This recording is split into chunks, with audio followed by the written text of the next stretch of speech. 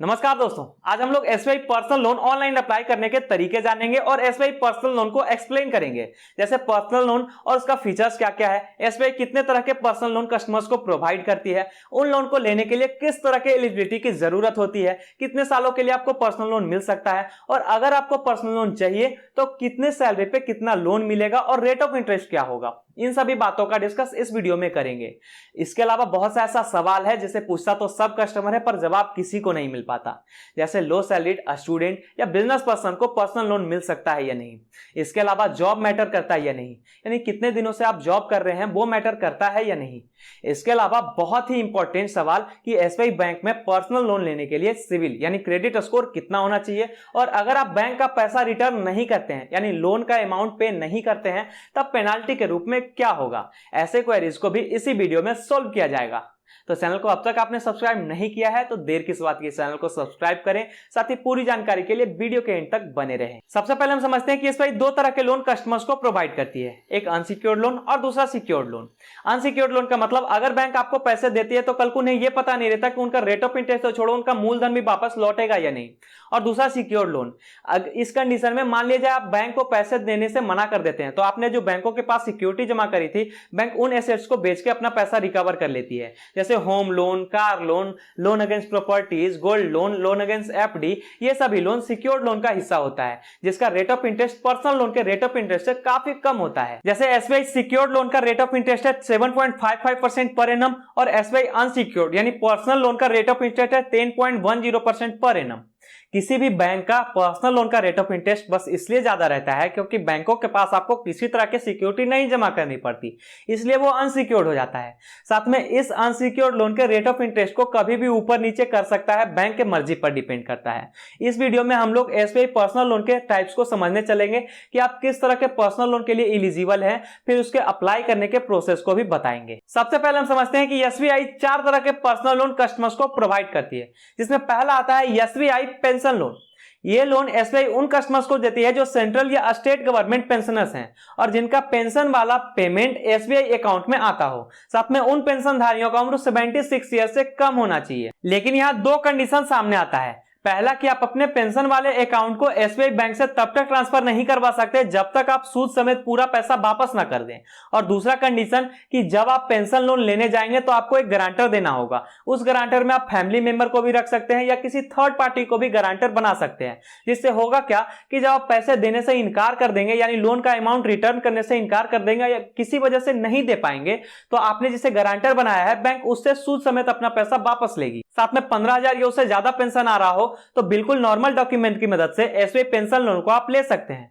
जैसे घर बैठे ऑनलाइन एसबीआई साइट से अप्लाई कर सकते हैं, योनो ऐप से अप्लाई कर सकते हैं और बैंक विजिट करके भी अप्लाई करवा सकते हैं। अब मान लीजिए आपको पेंशन लोन लेना हो तो कितने लोन अमाउंट आपको मिल सकता है और लोन को चुकाने का समय कब तक होगा। ऐसे तो पेंशनर्स को एसबीआई 20 लाख का लोन प्रोवाइड कर सकती है, लेकिन लेंडर्स का जितना सैलरी है उससे 24 को मल्टीपल करें, रिजल्ट जितना आएगा आपको उतना लोन मिल सकता है। मान लिया आप आसान भाषा में ऐसे समझ सकते हैं कि आपका सैलरी 15,000 है, हालांकि उससे कम पे तो एसबीआई लोन देगी नहीं। अगर उससे कम पे भी आपको लोन चाहिए तो आपको बैंक जाकर रिक्वेस्ट करना होगा, साथ में एक गारंटर भी देना होगा। ये सब तो बात की बातें हैं, लेकिन एसबीआई में किसी तरह का पर्सनल लोन लेने के लिए 15,000 की सैलरी मस्ट होती है। तो अगर आपका 15,000 या उससे ऊपर की सैलरी आती है तो उसे 24 से मल्टीपल करना होगा। अब मैंने 15,000 को 24 टाइम से मल्टीपल किया तो रिजल्ट 3,60,000 आया। यानी जिन लेंडर्स का 15,000 का सैलरी है वो 3,60,000 के लोन के लिए एलिजिबल हैं। लेकिन एसबीआई पेंशन लोन के स्कीम में लोन चाहे 1 लाख का ले रहे हो या 20 लाख का, लोन को चुकाने का समय 6 साल से ज्यादा नहीं मिलने वाला। साथ में पेंशनधारियों ने जिन लोन को ले रखा है उसे लास्टली 78 ईयर तक क्लियर करना होगा। मतलब अगर आप 6 ईयर के लिए लोन ले रहे हैं तो 72 ईयर के बाद लोन आपको नहीं मिलेगा। अगर आप 4 सालों के लिए लोन ले रहे हैं तो 74 ईयर के बाद आपको लोन नहीं मिलेगा और यही रूल आगे भी लागू होगा। अब हम लोगों को एसबीआई पेंशन लोन के टर्म्स एंड कंडीशन को समझना होगा। एसबीआई कहता है फैमिली पेंशनर्स के केस में 33% से ज्यादा ईएमआई एनएमआई एक्सीड नहीं करवा सकते। वहीं अदर टाइप ऑफ पेंशनर्स जैसे डिफेंस, पारामिलिट्री, इन सबों के केस में भी ईएमआई का रेशियो 50% से ज्यादा नहीं बढ़ सकता। जैसे कोई व्यक्ति 10 लाख का लोन ले रहा हो वो 50% से ज्यादा ईएमआई एनएमआई की किस्तें नहीं बढ़ा सकता। इसके अलावा अगर कोई व्यक्ति लोन वाले अकाउंट में ईएमआई से ज्यादा प्री पेमेंट कर देता है तो आपने जितना प्रीपेड किया है उसका 3% एसबीआई चार्ज करेगी। तो अगर आप एसबीआई के पेंशनर्स हैं फिर आपके लिए अच्छा मौका है आपके बचे जीवन को और आने वाली पीढ़ी को संवारने का, क्योंकि पेंशनर्स के लिए लो प्रोसेसिंग फी है, हिडन चार्जेस बिल्कुल ना के बराबर है और बिल्कुल कम से कम डॉक्यूमेंट में लोन आपको मिल जाता है। इसी तरह से एसबीआई का दूसरा पर्सनल लोन है एसबीआई एक्सप्रेस क्रेडिट। ये लोन उन कस्टमर्स के लिए है जो सैलरी एम्प्लॉय हैं और जिनका सैलरी अकाउंट एसबीआई बैंक में हो। अगर आपको एक्सप्रेस क्रेडिट के माध्यम से पर्सनल लोन लेना हो तो इसका एलिजिबिलिटी के बारे में जान लें। सबसे पहले आपका सैलरी अकाउंट एसबीआई बैंक में हो और आपका मंथली इनकम कम से कम 15,000 का होना चाहिए। उससे कम पे एसबीआई पर्सनल लोन लेना थोड़ा सा मुश्किल होता है। फिर आप चाहे प्राइवेट एम्प्लॉय रहो या गवर्नमेंट एम्प्लॉय, 15,000 या उससे ऊपर की सैलरी पे आप इस लोन के लिए एलिजिबल हो जाएंगे। अब आप सबों की सैलरी पे कितना लोन मिलेगा, इसके लिए अपने सैलरी का 24 से मल्टीपल करें और रिजल्ट जो आता है वो हमें कमेंट में बता सकते हैं। अगर सब कुछ सोचने समझने के बाद एसबीआई एक्सप्रेस क्रेडिट का ऑनलाइन अप्लाई करना है तो ब्राउजर पे एसबीआई पर्सनल लोन लिखकर एसबीआई साइट पे जाना है।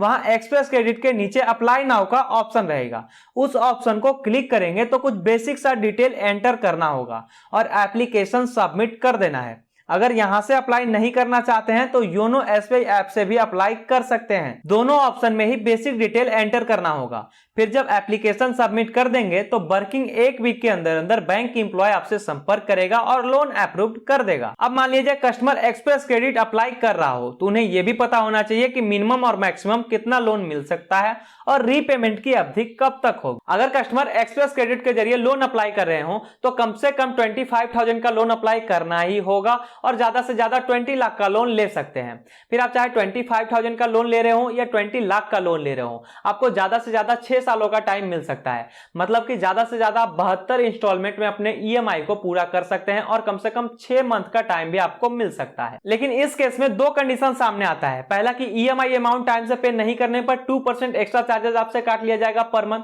और दूसरा कि ईएमआई अमाउंट टाइम से पहले भी पे नहीं करना है। अगर मान लिया जाए आपने किसी मंथ में 1 मंथ के बजाय 2-3 मंथ का और पेमेंट कर दिया तो आपने जितना एक्स्ट्रा पेमेंट किया है उस पर से 3% बैंक आपसे चार्ज कर लेगी। लेकिन घबराने का कोई बात नहीं है, टाइम से और सही से पेमेंट करने पर कोई भी एक्स्ट्रा चार्जेस आपसे नहीं लिया जाएगा। अब अगर एसबीआई एक्सप्रेस क्रेडिट के फीचर्स को देखें तो यहां 0 हिडन चार्जेस के साथ साथ लो इंटरेस्ट रेट प्रोवाइड किया जाता है। जैसे 10.10% का इंटरेस्ट रेट एसबीआई चार्ज करती है। इसके पिछले फाइनेंशियल ईयर में सिर्फ 9.50% ही इंटरेस्ट रेट एसबीआई ले रही थी, लेकिन सिस्टम को देखते हुए पिछले 1 सालों में पर एनम इंटरेस्ट रेट बढ़ा दिया गया।